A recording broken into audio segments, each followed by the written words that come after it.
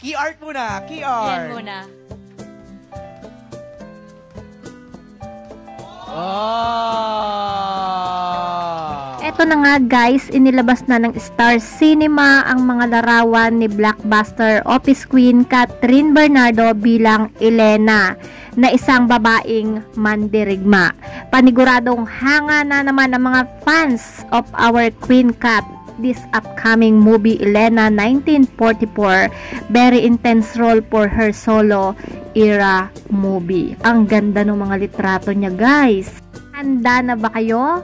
Ang Queen of Philippine Cinema na si Catherine Bernardo ay muling magpapamalas ng kanyang husay sa pag-arte sa bagong pelikulang Elena 1944. Ang proyektong ito ay pinamumunuan ng award-winning director na si Olivia M. Lamasan, kaya siguradong dekalibre ang pelikula.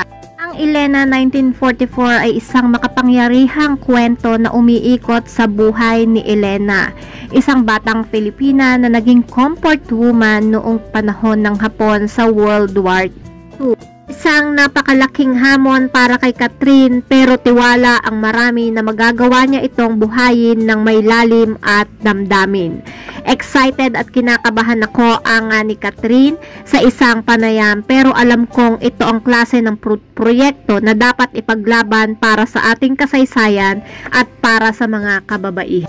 Ang screenplay ng pelikula ay sinulat ni Patrick Valencia at Enrico C. Santos, na parehong kilala sa pagbibigay ng mga matitinding kwento. Ang Elena 1944 ay hindi lang basta pelikula, kundi isang paalala kung gaano katatag ang mga Pilipina kahit sa pinakamadilim na bahagi ng ating kasaysayan. Excited din ang marami dahil ito ang reunion project ni Catherine at Direk Olivia Lamasan matapos ang kanilang matagumpay na pelikulang Barcelona, A Love Untold. Produce ito ng Black Sheep Production at Anima Studio, kaya asahan ng world-class na production value.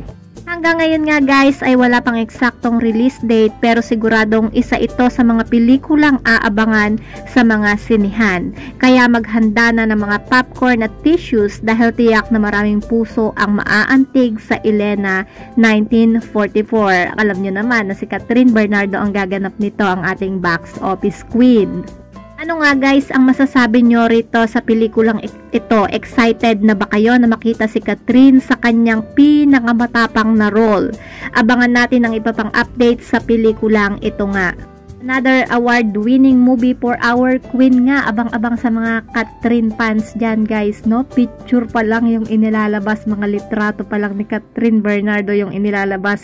Pero alam na natin na napakaganda nitong pakalalabasan ng pelikulang Elena 1944 nga.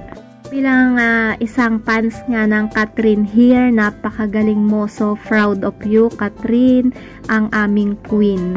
Ito nga yung most awaited film of 2025. Congratulations in advance Cat, we always forever Cat fans. So that's our latest update nga para sa ating queen. Kung di ba kayo nakasubscribe sa aking YouTube channel, kindly hit the notification bell, like and share.